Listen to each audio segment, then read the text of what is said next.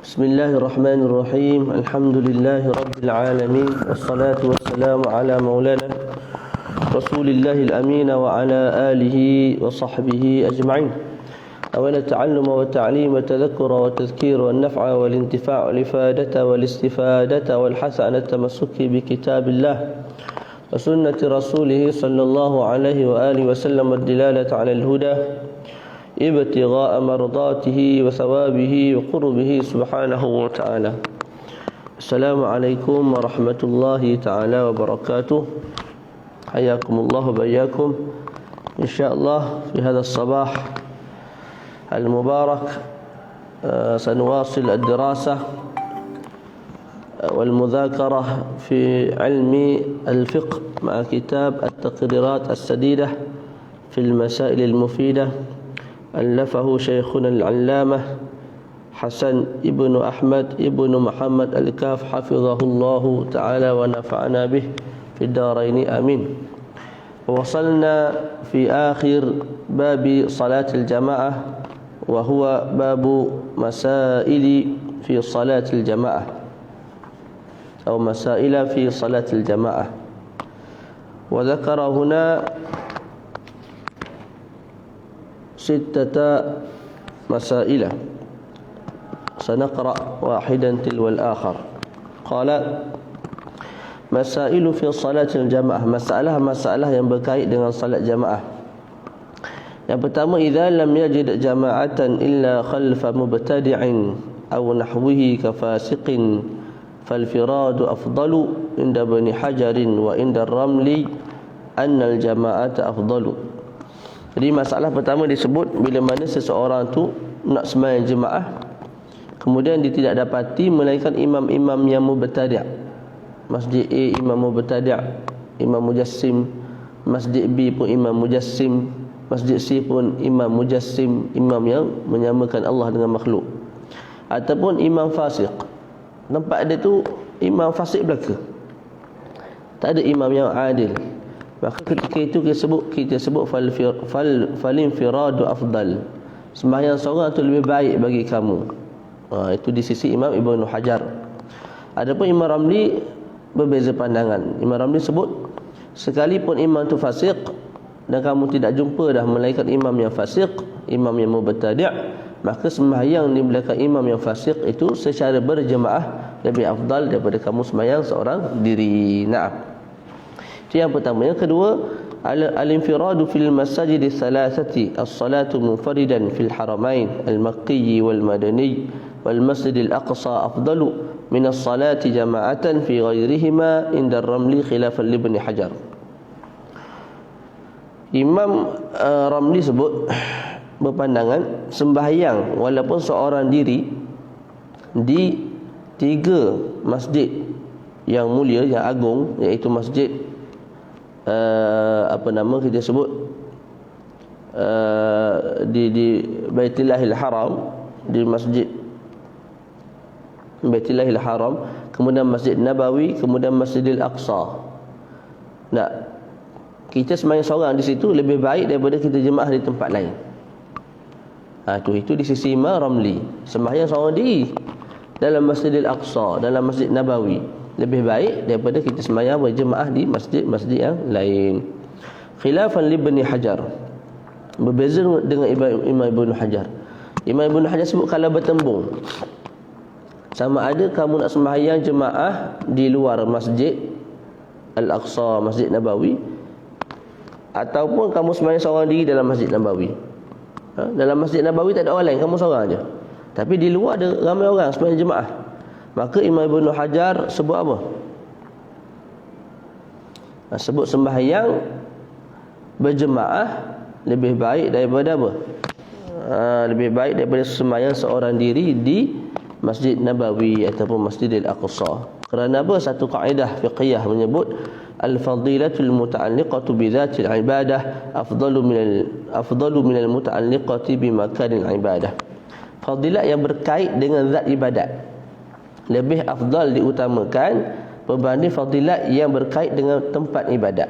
Jadi Imam Ibn Hajar sebut sekarang ni kamu ada 2 pilihan. Pertama, salat berjemaah di luar masjid, di luar Masjidil Haram. Yang kedua, kamu sembahyang secara seorang diri dalam Masjidil Haram.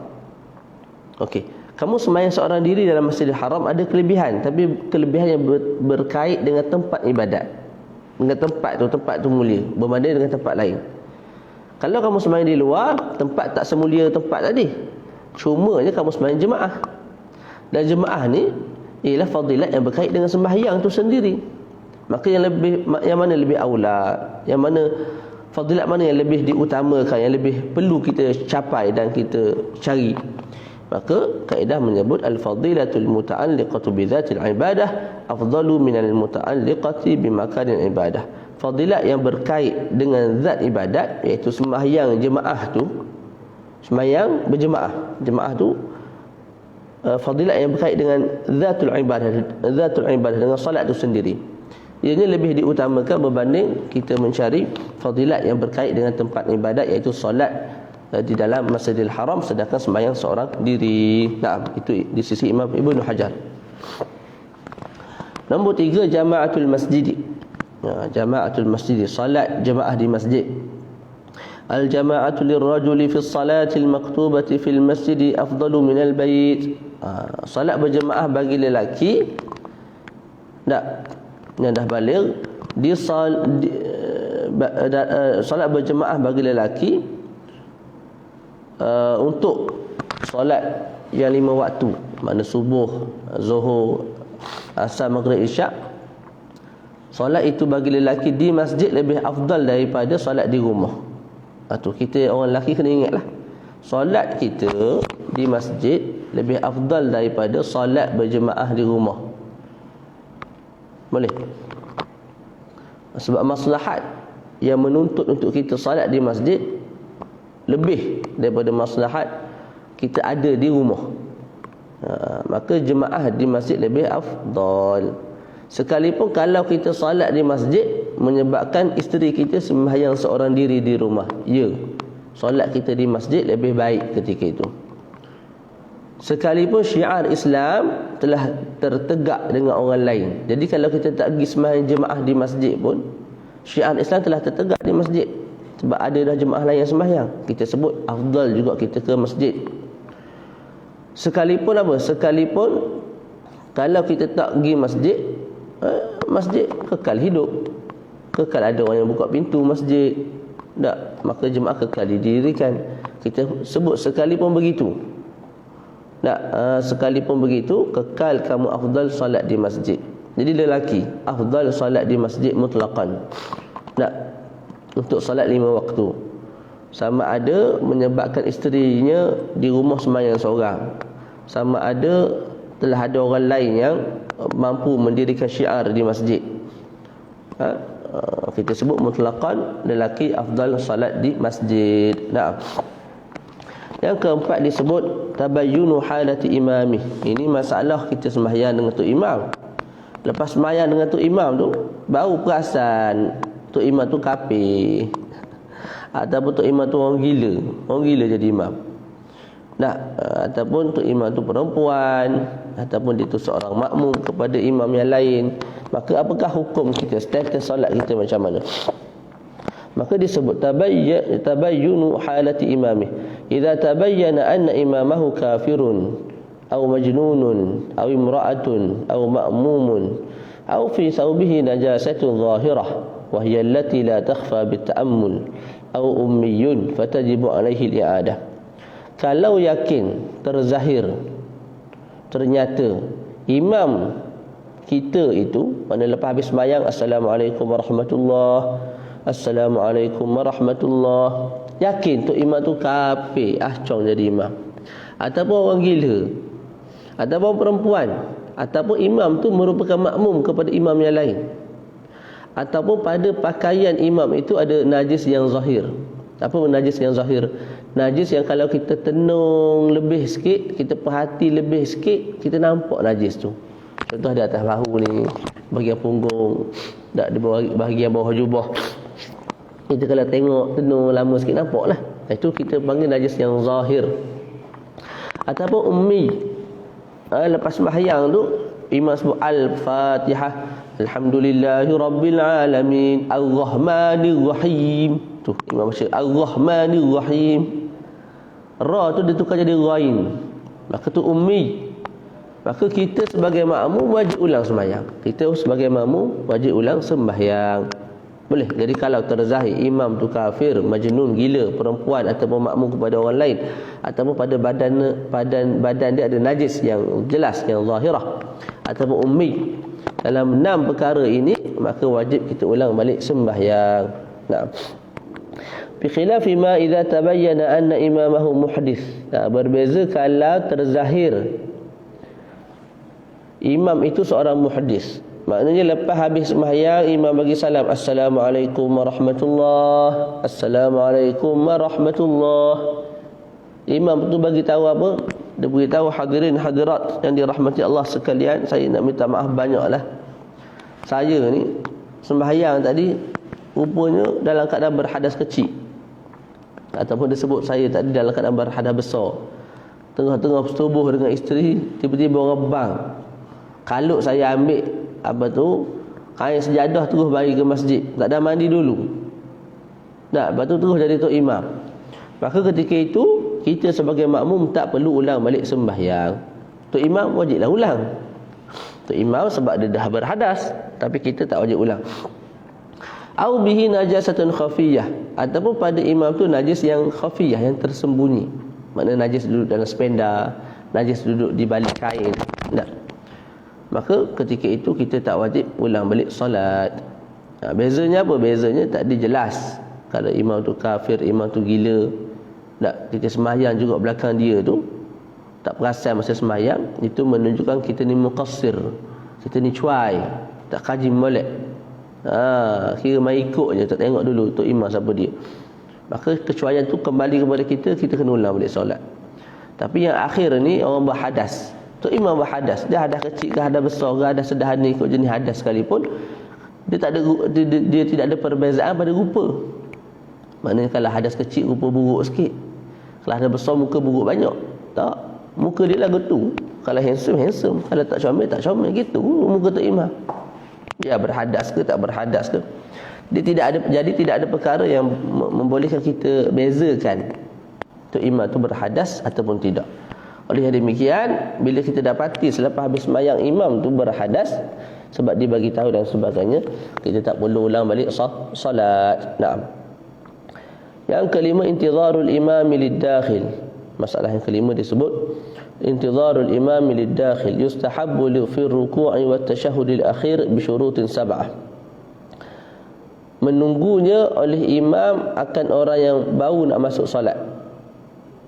Syekh sebut sini disunatkan imam menunggu makmum yang nak masuk solat dalam rukuk untuk dapatkan rakaat lah, wa tasyahudil akhir, dan juga dalam tasyahud akhir untuk memberi fadilat jemaah kepada makmum. Jadi kita sedang rukuk, kita rasa ada orang nak masuk, kita tunggu, kita rukuk lama sikit, supaya orang tu sempat rukuk dengan kita, tak maknina dengan kita, dia dapat rakaat. Ataupun kita tahiyat akhir dan kita perasan kawan kita nak masuk sembahyang, jadi kita tasyahud akhir tu tambah sikit, Allahumma inni Allah Rabbi ighfir li ma qaddamtu wa ma akhartu, sampai habis tu. Supaya apa? Supaya kawan kita tu sempat masuk duduk tasyahud akhir bersama kita, maka dia dapat pahala jemaah. Faham tu? Tu. Tapi nak disunatkan pun mesti cukup berapa syarat? 7 syarat. Tu. Kalau tidak cukup 7 syarat ini, maka tidak disunatkan kita sebagai imam menunggu makmum dalam rukuk dan juga dalam tasyahud akhir. Yang pertama, ay ya'taqid ad-dakhilu idraka rak'atil rak'ati birruku'i. Hendaklah ad-dakhil, orang yang masuk sembahyang, beriktikad akan dapatnya rakaat bila semata-mata dapat rukuk dengan tamakninah bersama imam. Maknanya makmum tu mesti makmum yang bermazhab Syafi'i, yang mana dia tu beriktikad kalau aku rukuk dengan imam, aku sempat tamakninah dengan imam, maka aku dapat rakaat. Itu yang pertama, mesti makmum, jenis makmum yang mana yang beriktikad bila aku rukuk dengan imam, aku dapat tamakninah dalam rukuk tersebut, maka aku dapat rakaat. Itu syarat pertama. Yang kedua, alla ya'tada al-but'a fi taharrumihi. Makmum tu bukan jenis orang yang biasa lambat dalam taharrum, dalam takbiratul ihram. Boleh. Maknanya orang tu dia mari-mari Allahu Akbar terus sembahyang. Kalau kita kenal kawan kita ni nama dia Zaid. Tak. Kalau dia ni Zaid ni, kalau takbiratul ihram sengaja lambat. Betul seluar lah, betul gotu, betul gon ni, banyak benda lah dia nak betul kan. Pakai minyak wangi dulu. Tak. Lepas tu betulkan kopiah pula 14 kali. Jadi kalau kita tunggu dalam rukuk jadi lama. Sedangkan kita dah tahu dah kawan aku ni walaupun dah habis ambil wudu, tapi dia nak masuk ke sembahyang tu lambat. Banyak benda dia nak repair. Tak? Nah, jenis gitu dia tu. Maka kita tak sunat tunggu dia. Kita rukuk terus kita bangun sami Allahu liman hamidah. Jadi yang kedua apa? Alla ya'tadal but'a fi taharrumihi. Yang ketiga, ayyudhanna ityanahu bitaharrumi 'ala al-wajhi syar'i. Kita sangka dengan sangkaan yang kuat makmum tu dia akan datangkan takbiratul ihram dengan cara syarak, dengan cara yang mengikut kehendak syarak. Tu kita zan kawan aku ni jenis mengaji ni, jadi aku tunggu dalam rukuk ni dia akan steady, jadi akan datang dia Allahu Akbar, lepas tu baru dia rukuk. Itu ikut wajah syarak lah, cara yang diizinkan oleh syarak, maka kawan tu dapatlah rakaat. Tapi kalau kita tahu orang tu jenis Allahu Akbar, makna takbiratul ihram tu terus untuk rukuk, maka itu bukan ikut cara syarak, maka kita tak perlu tunggu kawan tu, terus sahaja kita bangun daripada takbiratul ihram, terus kita bangun daripada rukuk untuk i'tidal. Ataupun kalau kita sedang tasyahud, terus kita bagi salam je. Yang keempat, alla yakhsha khurujal waqti. Hendaklah menunggu itu tidak menyebabkan kita bimbang keluar waktu. Contohnya kita solat tu pun dah akhir-akhir waktu. Dalam tahiyat akhir tu kalau kita tunggu juga, kita pun jadi bersalah, takut keluar waktu ke aku tunggu kawan ni. Tak, bimbang daripada waktu zuhur tu terkeluar, maka kita sebut apa? Kita sebut terus bagi salam, tak tunggu kawan tu. Tak. Yang kelima, alla yutawwila alla yatula al-intizar bihaitsu law wuzi'a ala jami'i, bukan jami'ah tu. Ni Syekh Habib tak pandai lah ni, bukan tak pandai, silap cetakan. Orang sekarang mudah baca silap, salah baris sikit dia terus kritik. Kawan ni silap, bererti bab nahwu ni lebih daripada kita, tapi salah cetak. Tu. Jadi yalah, dalam kegairahan amar ma'ruf nahi munkar tu pun kena ada ta'anni lah, tarayus. Jangan cepat sangat nak condemn orang, nak kritik orang. Ada kala orang tu tersilap. Tersilap kita beritahu silap tu, dia betulkan, selesai masalah. Alla yatula al-intizar bihaitsu law wuzi'a ala jami'i af'alis salati la dhahara li hadha al-intizari atharun mahsusun fi kulli fi'lin ala hiyalihi fa in dhahara kuriha al-intizar. Syarat yang kelima, hendaklah tidak panjang masa menunggu. Kita dah habis dah, innaka hamidum majid, nak tunggu kawan ni tak seminit, 2 minit, 3 minit, 4 minit, tak masuk-masuk lagi sembahyang, 5 minit, kat 10 minit barulah dia Allahu Akbar, dia pun duduk tahiyat akhir. Kita pun barulah Assalamualaikum warahmatullahi, Assalamualaikum warahmatullahi. Sembahyang kita zuhur tu 4 minit je, tapi jadi 14 minit. Sebab apa? 10 minit tunggu kawan ni nak masuk tahiyat akhir. Ketika itu kita sebut makruh dah menunggunya. Boleh? Okey, apa dhabit tulul intizar? Dhabitnya ialah 10 minit tu yang kamu tunggu kawan kamu masuk sembahyang tu, 10 minit tu kalau dibahagikan kepada setiap rukun, dia akan nampak rukun tu jadi panjang. Jadi setiap rukun tu jadi seminit pula dah. Seminit setengah, 2 minit. Tak, tu. Itu dhabit dia. Masa yang panjang ialah dhabit, masa yang panjang ialah andai kata kamu menunggu tu 10 minit. 10 minit tu kalau kita agihkan pada setiap perbuatan salat, Maka setiap perbuatan solat tu kita nampak panjang. Setiap perbuatan solat tu kita nampak panjang, lama. Maka ketika itu kita sebut makruh kamu menunggu makmum masuk untuk rukuk ataupun tasyahud akhir. Syarat yang keenam, ay la yumayyiza baina dakhilin fala yantaziru wahidan duna akhara. Tidak menunggu, tidak membezakan. Kita rukuk ni, tak, tiba-tiba Tok Syekh mari, kita pun tunggu. Lama tunggu, tak ada masalah, Tok Syekh punya pasal. Tak, tapi bila yang mari tu anak murid, kita pun sami Allahu liman hamidah, tak ada apa-apa. Ataupun yang mari tu orang parti kita, contoh, jangan marah, orang parti kita pun tunggu lama. Tak. Hari lain kita nampak, ni orang ni dia tak undi parti aku ni, nampak kerah kejung ni ngundi parti orang lain ni. Tak waktu tu apa? Kita sebut makruh kita menunggu. Sebab apa? Tidak lagi dikatakan sunat menunggu, sebab kita bezakan hak ni dengan hak tu. Jadi nampak tidak ikhlas menunggu tu kerana Allah Subhanahu wa taala. Yang ketujuh, an yakuna intizaruhu liwajhillah. Menunggu tu kerana Allah Subhanahu wa taala lah. Bukan kita rukuk lama tu nak tunggu orang lain masuk tu sebab orang lain tu kaya. Dah kita pun dapat upah siap-siap lah. Upah supaya tunggu. Supaya dia tak masbuk. Ketika itu tidak disunatkan kita menunggu. Faham tak? Jadi bila cukup 7 syarat ini, kita sebut sunat bagi seseorang menunggu dalam tasyahud akhir, juga dalam rukuk. Cumanya tuan-tuan hadirin hadirat yang dirahmati Allah sekalian, di dalam ta'liq disebut waqad yusannu al-intidharu fi ghairihima mata wujidatil faidah wa dhalika fi suwarin. Adakala disunatkan juga menunggu pada selain daripada dua tempat tu, selain daripada rukuk dan tasyahud akhir. Bila mana wujudnya, adanya faedah. Wa zalika fi suwarin. Ada dalam 5 gambaran disebut dalam kitab ni. Jadi kita sebut tadi sunat tunggu dalam rukuk, sunat tunggu dalam tasyahud akhir tu imam, tunggu makmum dengan 7 syarat. Dalam taklid disebut ada lagi 5 tempat sunat kita tunggu juga. Tunggu siapa? Tunggu makmum tadi. Bukan tunggu cinta tak dibalas. Bukan. Okey, yang pertama al-intidharu fi sujudi ats-tsani lil mutakhallif li itmami fatihatihi hatta yarka' li'alla tafutuhu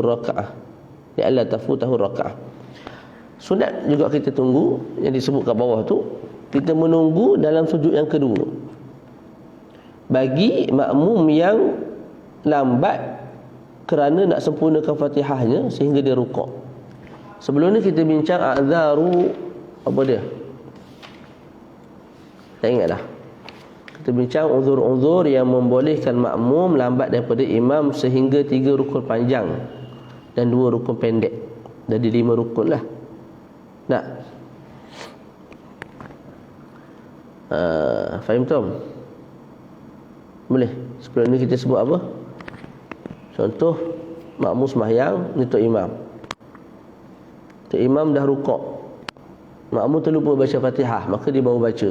Maka makmum tu diberi keizinan untuk lambat daripada imam sehingga 5 rukun. Maknanya imam dah rukuk, i'tidal, sujud kali pertama, sujud kali kedua, sujud imam rukuk, imam i'tidal, imam sujud kali pertama, imam duduk antara 2 sujud, imam sujud pula kali kedua. Kita sebut apa? Kita sebut makmum ni mesti rukuk sebelum imam bangun angkat kepala daripada sujud yang kedua. Boleh? Satu.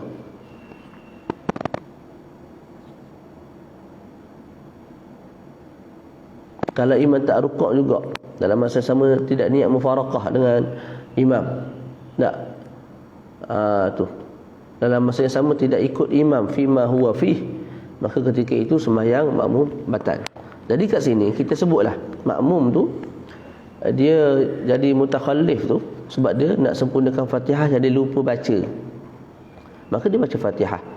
Kita imam, kita sujud dah. Sujud yang kedua bagi rakaat tu. Tak. Sunat dalam sujud tu kita lambatkan sikit. Kita baca panjang sikit supaya apa? Supaya makmum tu sempat rukuk dulu. Allahu akbar. Kita dengar sahaja imam makmum rukuk, kita pun boleh duduk kita bangun rakaat yang kedua ataupun kita duduk tasyahud lah, tasyahud awal. Faham tak? Apa fungsinya? Supaya makmum tu tidak luput rakaat, supaya makmum apa? Tidak luput rakaat. Faham tak? Yang kedua, al-intizaru bi tatwilil khutbah liman dakhala qurbal iqamati washtaghala bit tahiyyati liyudrika ar-raka'ah. Ini sunat bagi apa? Sunat bagi khatib kan ni. Tengah berkhutbah ni, perempuan tengah berkhutbah, tiba-tiba Zaid masuk nak habis khutbah lah ni. Dia pun Allahu Akbar, sembahyang 2 rakaat tahiyyatul masjid. Tak? Tu. Bagi sunat. Jadi ketika itu sunat bagi khatib panjangkan sedikit khutbah. Panjangkan sedikit khutbah. Supaya apa? Supaya bila khatib habis khutbah, maka orang tu habis sembahyang dan dia boleh sembahyang serentak dengan tok imam, maka dia dapatlah rakaat pertama, rakaat kedua. Tapi kalau tok khatib selesaikan khutbah terus, tak, sebab timing memang gitu, dia pun selesaikan terus, maka jemaah terus sembahyang rakaat pertama. Tak, kita bimbang makmum seorang tak ada yang sembahyang tahiyatul masjid tu.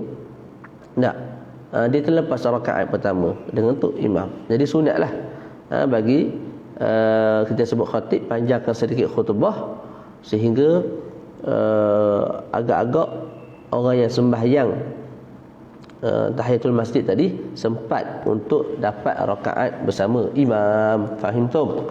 Naam. Yang ketiga, al-intizaru liman ulima min halihi annahu in raka'a al-imam qabla ihramihi yuhrimu hawiyan fayantaziruhu qa'iman hatta yuhrima khaufan min butlani salati. Yang ketiga, sunat bagi imam menunggu akan seorang makmum yang diyakini kalau aku rukuk, makmum ni akan takbiratul ihram secara tidak sah, secara cacat merba. Kita sembahyang ni tengah baca surah, tiba-tiba ada seorang kawan kita masuk. Kita tahu dah kawan kita ni kalau aku rukuk, kalau aku rukuk, tak, dia rukuk juga, cuma dia rukuk lagu ni, Allahu Akbar, terus rukuk. Dia tak takbiratul ihram dulu. Sepatutnya Allahu Akbar, takbiratul ihram, baru rukuk. Kawan aku ni aku yakin dia ni jadi orang panggil bodoh, balik puas hajar dah, tak reti-reti. Tak, dia akan takbir gini, Allahu Akbar, terus rukuk. Kalau buat lagu tu tidak sah solat dia. Tak. Jadi kalau kita tahu kawan kita jenis lagu tu, kita panjangkan sikit bacaan tu. Tak. Kalau jenis hafal Quran tu nak habis tu semua surat tu, kita tambah sikit lagi satu ayat. Supaya apa? Supaya kawan kita tu sempat Allahu Akbar, takbir dulu dengan kita. Lepas tu kita rukuk, dia pun rukuk sekali. Maka sembahyang dia sah, sembahyang kita pun sah. Kalau tidak, tak dilah, sembahyangnya tidak sah. Sembahyang kita tak ada masalah, sembahyang dia tu. Jadi nak raikan dia tu sunat kita tunggu sekejap, baca ayat 1-2 ayat tambahan. Yang keempat, al-intizaru limasbuqin ishtaghala bi sunnatin wa ta'akhkhara ba'da ruku'i imamihi liya'tiya bil fatihati biqadri ma ata bihi minal masnun. Okey, perkara yang keempat ialah al-intizaru limasbuqin, menunggu. Sunat bagi imam menunggu bagi seorang yang masbuk, yang bersibuk-sibuk dengan perkara sunat. Tu dia. Wa ta'akhkhara ba'da ruku'i imamihi liya'tiya bil fatihati biqadri ma ata bihi minal masnun. Dia lagu ni. Bila seseorang tu masbuk, kita mari lambat sembahyang tak? Imam baca surah dah, kita masuk Allahu Akbar. Apa yang sepatut kita buat?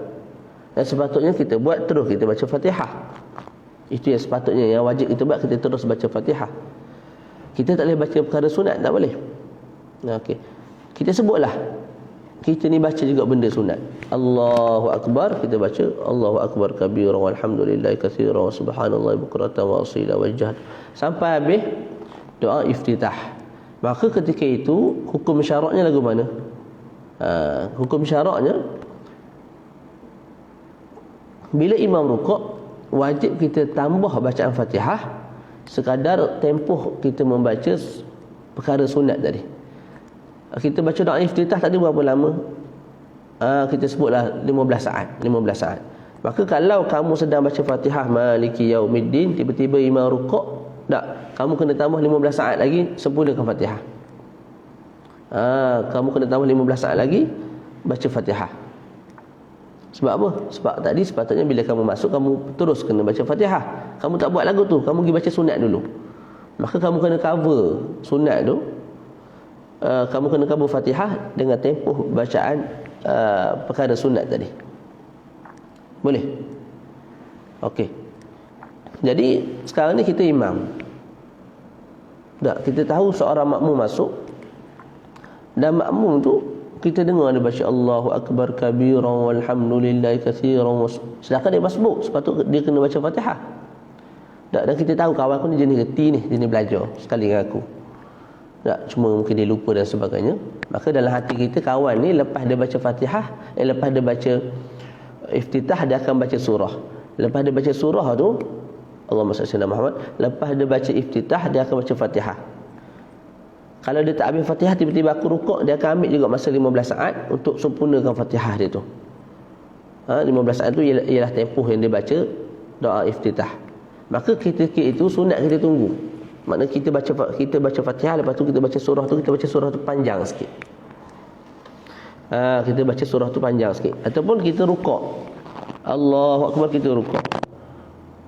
Kita rukuk tu, kita rukuk lama sikit. Kita rukuklah lama sikit. Supaya apa? Supaya makmum tadi dia boleh baca baki Fatihah dalam masa 15 saat. Sama ada sempurna ataupun tidak sempurna Fatihah. Yang penting 15 saat tu dia baca Fatihah, kemudian dia rukuk. Bila dia rukuk, dia dapati kita masih rukuk, dapatlah rakaat ke dia. Tu function dia. Boleh. Yang kelima, al-intizaru li masbuqin ta'akhkhara jahlan li itmamil Fatihah ba'da ruku'i imamihi. Ni kita nak raikan orang jahil. Apa dia? Seorang masbuk datang, kita baca surah dah tu imam. Walam yakun lahu kufuwan ahad, kita pun Allahu Akbar, rukuk. Tiba-tiba ada seorang masuk, Allahu Akbar. Sepatutnya dia buat apa? Sepatutnya makmum ni bila tengok kita rukuk, dia rukuk. Tapi makmum ni jahil, tak mengaji, sibuk mencari harta dunia, tak mengaji. Ataupun mengaji dah tak ingat. Sebab bab ni pun bab susah juga, ramai orang tak tahu. Jadi kawan tu pun bismillahirrahmanirrahim, dia tengok kita rukuk dah, tapi dia tak reti, dia pun baca Fatihah. Bismillahirrahmanirrahim, alhamdulillahirabbil alamin, arrahmanirrahim, maliki yaumiddin. Maka ketika itu sunat juga kita tunggu dalam rukuk tu. Supaya apa? Supaya kawan ni selesai Fatihah dan dia boleh rukuk sekali dengan kita, dan sembahyang dia sah dan dapatlah rakaat. Faham tu? Naam. Jadi itu 5 tempat yang ditambah oleh Syekh, iaitu tempat-tempat yang disunatkan kita tunggu makmum selesai. Perkara yang keenam, masalah yang keenam yang disebut dalam kitab kita ni ialah i'adatus salah. Masalah mengulang solat. Masalah apa? Mengulang solat. Tustahabbu bi 14 syartan. Disunatkan kita mengulang semula solat dengan 14 syarat. Kalau gugur satu syarat, maka tidak disunatkan kita mengulang solat. Gambarannya macam mana? Saya datang ke Masjid Balok. Datang-datang, orang tak ada. Mana tu imam, mana makmum, tak ada. Saya pun sembahyang dulu seorang-seorang Zuhur. Lepas sembahyang Zuhur tu, molek-molek ada 100 orang mari, jemaahnya dengan imamnya, baru nak sembahyang Zuhur. Maka sunat ketika itu saya ulang balik sembahyang Zuhur tu. Tapi kalau cukup 14 syarat. Kalau cukup apa? 14 syarat. Barulah dikatakan sunat saya ulang balik salat Zuhur tersebut. Apa 14 syarat tu kita baca? Yang pertama, kaunuha fardan aw naflan tushra'u fihi al-jamaah. Hendaklah salat yang saya nak ulang tu salat fardu 5 waktu, ataupun salat sunat yang dituntut padanya jemaah. Boleh. Salat sunat yang dituntut padanya jemaah, seperti tarawih, seperti witir dalam Ramadan.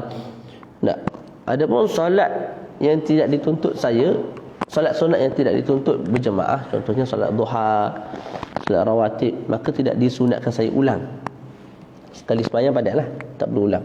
Tadi yang pertama apa? Mesti salat tu salat fardu ataupun salat sunat yang dituntut padanya jemaah. Yang kedua, kaunuha muaddatan la maqdiyatan. Tu. Salat itu salat yang ada, bukan qada. Bukan qada. Boleh. Kalau solat yang saya nak ulang tu ialah solat qada. Tadi saya qada. Tak, lepas tu saya nak ulang balik. Itu tak dituntutlah, mesti solat tu solat yang ada. Mai anda zuhur, lepas tu ada pula orang lain datang sembahyang zuhur, ramai jemaah, mesti sembahyang sekali lagi. Jadi solat yang pertama solat ada, maka dituntut untuk kita ulang. Yang ketiga, kaunul ula sahihatan. Solat yang pertama tu sah. Tak, solat yang pertama sah. Kalau solat pertama tidak sah, maka solat kedua tu kita tak panggil ulang, kita panggil start semula, sembahyang semula. Kita tak panggil ulang. Ulang ni maknanya yang pertama sah dah, barulah kita yang kedua tu kita panggil ulang. Jadi mesti yang pertama sah. Yang keempat, alla tazid al-i'adatu ala marrah. Ulangan tu tidak boleh lebih daripada sekali. Maknanya sembahyang zuhur, lepas tu sembahyang zuhur sekali lagi dah. Ala kulli hal, ini masalah khilaf. Nombor 4 ni. Yang kelima, ayyanwiya bihal fardiyah. Hendaklah saya niat fardu. Solat pertama saya niat Allahu Akbar, sahaja aku sembahyang fardu zuhur. Solat kedua saya nak ulang, niatnya lagu mana? Sahaja aku solat fardu zuhur. Mesti niat fardu juga. Boleh. Nombor 6, ayat taqid. Sebab kita sebut ulang, bila ulang ni mana macam tadi, baru ulang. Tak, kalau kamu tak niat fardu, maka tu tak ulang. Tu dua solat yang berlainan. Nak bagi sama, nak dianggap yang kedua tu sebagai ulangan, mesti niat perkara yang sama. Nombor 6, ayat taqid bihan nafliyah. Mesti kita yang nak mengulang solat kedua tu, kita i'tiqad solat yang kedua tu sunat. Dia tak jadi fardu. Kalau tidak, jadi dua fardu lah. Zuhur ada dua farduan, zuhur pertama, zuhur kedua. Sedangkan solat sehari semalam 5 waktu je. Kalau kita i'tiqad solat ulangan tu fardu, maka 6 waktu lah fardu sehari semalam ni. Apa dia? Subuh, lepas tu zuhur 2 kali, zuhur pertama, zuhur kedua, lepas tu asar, lepas tu maghrib, lepas tu isyak. Jadi 6. Tu salah i'tiqad pula tu. Jadi kita kena i'tiqad solat yang kedua tu pahalanya sunat, sebagai sunat, tapi niat fardu. Nak raikan supaya itu dianggap sebagai ulangan. Yang ketujuh, antusalla kulluha jama'atan. Mesti solat keseluruhannya, maknanya 4 rakaat zuhur tu mesti kita sembahyang secara berjemaah.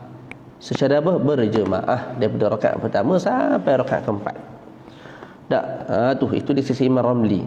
Adapun di sisi Imam Ibn Hajar, dalam Tuhfah beliau menyebut memadai 1 rakaat. Maknanya kita sembahyang ulang, rakaat pertama kita ulang, masuk rakaat kedua kita niat mufaraqah, sah lagi di sisi Imam Ibn Hajar, tapi tidak sah di sisi Imam Ramli. Imam Ibn Hajar dalam kitab beliau selain daripada Tuhfah, beliau sebut walaupun 1 juzuk daripada 1 rakaat juga memadai dah. Maknanya dalam sujud tu kita niat mufaraqah. Sujud yang pertama, bagi rakaat pertama kita niat mufaraqah, sembahyang sendiri sampai ke habis, juga sah menurut Imam Ibn Hajar dalam sebahagian kitab beliau.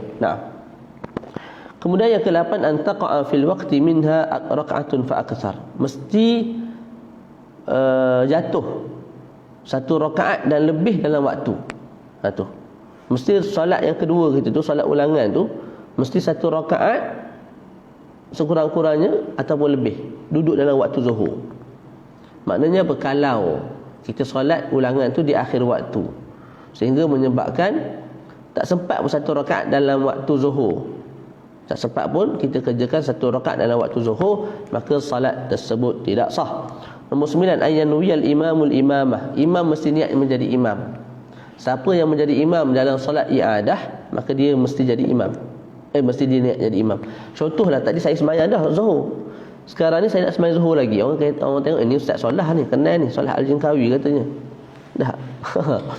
Maka Ustaz sila jadi imam. Ketika itu saya wajib niat menjadi imam. Asalnya imam tak wajib niat menjadi imam, tapi bila nak muadah wajib niat menjadi imam. Tak. Yang ke-10, antu'ada ma'a man yara jawaz al-i'adah. Mesti kita ulang salat tersebut dengan orang yang memandang keharusan mengulang salat. Mazhab Syafi'i lah. Tak, jadi belakang kita semua mazhab Syafi'i, jadi kita pun jadi imam. Mereka memandang harus untuk ulang salat. Berbeza kalau kita sembahyang dengan geng-geng mazhab Hanafi. Tak.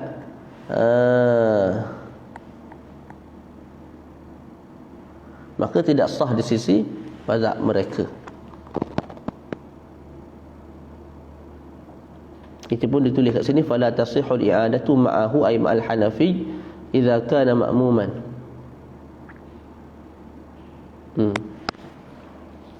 Boleh. Jadi ala kulli hal ni idza kana kembali kepada apa ni? Isim kana apa dia? Khilaf al-Hanafi fala tasihul i'adatu ma'ahu ay ma'al Hanafi idza kana al-Hanafi ma'muman. Idza kana Syafi'i. Wallahu a'lam. Ala kulli hal mesti kita sembahyang tu, solat zuhur tu, kita solat dengan orang yang memandang keharusan mengulang solat. Itu kena tengok pada itu. Saya tak pasti dia punya isim kana tu kembali kepada apa. 11 an yakuna fiha thawabul jamaah. Kalau ikutnya yarja' ila aqrabi madhkur, iaitu al-Hanafi.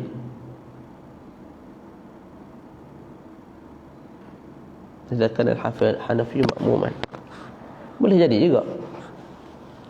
Tak, jadi kita tak boleh jadi imam kepada jemaah Hanafiyin sebab mereka menganggap tidak boleh ulang solat. Tu kena tengok balik lah tu. Okey, yang ke-11 ayakuna fiha thawabul jamaah hal al-ihram biha. Hendaklah kita dapat pahala jemaah ketika mana kita bertakbiratul ihram. Maknanya bila kita angkat takbir Allahu akbar, kita dapat pahala jamaah. Nah, berbeza kalau seseorang yang sembahyang seorang diri. Maknanya apa? Saf imam duduk depan, saf pertama penuh, saf kedua penuh. Ataupun saf kedua tak penuh. Contoh yang lebih mudah. Tiba-tiba kita sembahyang seorang diri duduk belakang, saf ketiga. Dapat tak pahala jemaah bila kita angkat takbir? Tak dapat, sebab kita buat satu perkara yang makruh yang berkait dengan jemaah. Ataupun tok imam yang fasik, makruh min haitsul jamaah, maka tidak dapat pahala jemaah.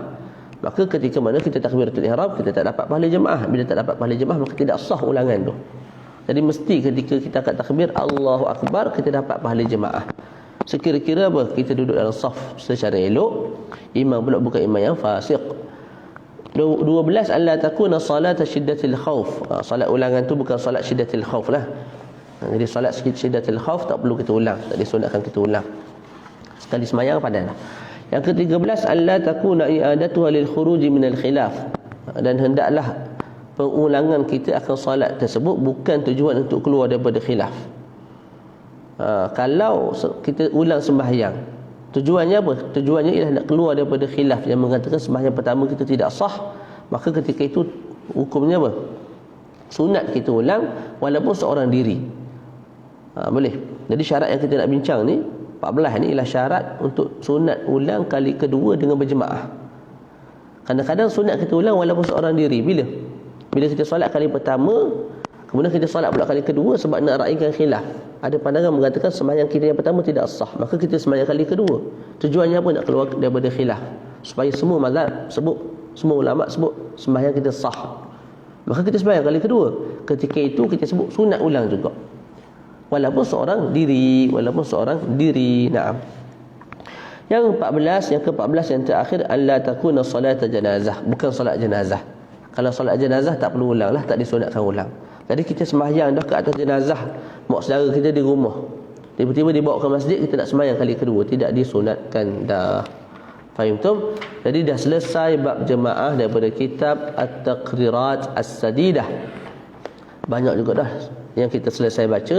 Bab puasa, bab iktikaf, apa lagi? Bab solat jemaah, bab solat jenazah, bab jenazah, pengurusan jenazah secara keseluruhannya.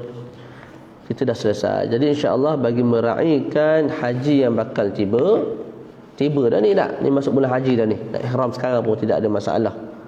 Sebab dah masuk bulan miqat al-zamani dah. Jadi kita akan baca bab haji. Boleh? Kita akan baca bab haji daripada kitab At-Taqrirat As-Sadidah, insya-Allah subhanahu wa ta'ala.